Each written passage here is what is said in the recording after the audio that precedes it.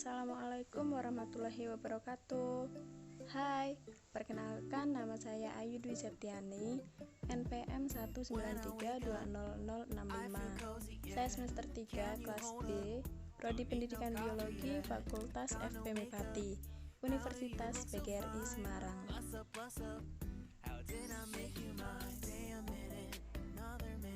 Tujuan pembuatan video ini adalah untuk memenuhi tugas mata kuliah manajemen kelas. Jadi, saya akan menjelaskan apa itu manajemen kelas. Manajemen kelas itu apa sih? Nah, yuk kita bahas. Yang pertama ada pengertian manajemen kelas. Manajemen kelas adalah segala usaha yang diarahkan untuk mengarahkan suasana belajar mengajar yang efektif dan menyenangkan, serta dapat memotivasi siswa untuk belajar dengan baik sesuai dengan kemampuan. Kemudian yang kedua ada fungsi manajemen kelas. Fungsi manajemen kelas ada 6. Yang pertama ada perencanaan, pengorganisasian, kepemimpinan, pengkoordinasian, pengendalian, dan yang terakhir ada pengawasan. Yang ketiga ada tujuan fungsi manajemen kelas. Tujuan fungsi manajemen kelas adalah untuk menerapkan fungsi-fungsi manajemen yang diaplikasikan di dalam kelas oleh guru untuk mendukung tujuan pembelajaran yang akan dicapai di suatu kelas tersebut.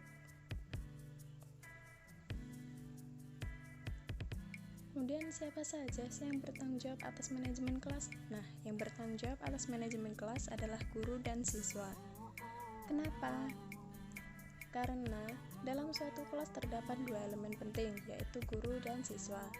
Guru menyampaikan dan memberi ilmu, sedangkan siswa menerima dan mengembangkan ilmu yang telah ia terima, sehingga akan mewujudkan tercapainya fungsi manajemen kelas.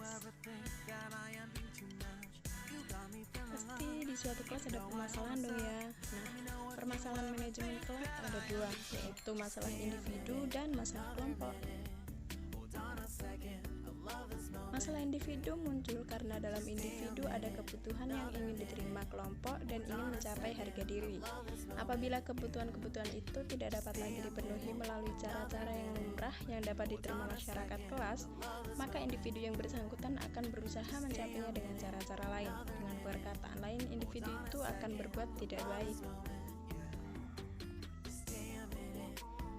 Kalau masalah kelompok dapat muncul dikarenakan beberapa hal. Yang pertama ada tingkah laku yang menyimpang, tidak mampu mengikuti peraturan kelompok, kegiatan anggota atau kelompok yang menyimpang dari ketentuan yang telah ditetapkan, kurangnya kekompakan antar individu di suatu kelompok, dan yang terakhir ada reaksi negatif terhadap sesama anggota kelompok. Yang keenam ada upaya untuk mengatasi permasalahan pada manajemen kelas. Ada beberapa upaya. Yang pertama ada pendekatan perilaku atau behaviorism approach.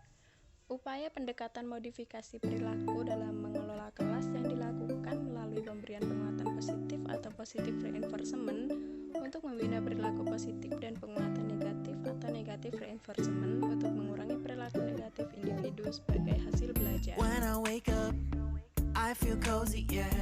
Can you hold up? Don't need no coffee yet. Got no makeup. How do you look so fine? Bust up, bust up. How did I make you mine? Stay a minute, another minute. Hold on a second, love this moment, yeah. Stay a minute, another minute. Hold on a second, I love this moment, yeah. Yang terakhir ada pendekatan permisif. Pendekatan permisif dalam pengelolaan kelas merupakan seperangkat kegiatan guru untuk memaksimalkan kebebasan peserta didik untuk melakukan sesuatu. Jika kebebasan ini diulangi dapat menghambat perkembangan peserta didik. Berbagai bentuk pendekatan dalam pelaksanaan pengelolaan kelas ini banyak menyerahkan segala inisiatif dan tindakan pada diri peserta didik. I still show up on time.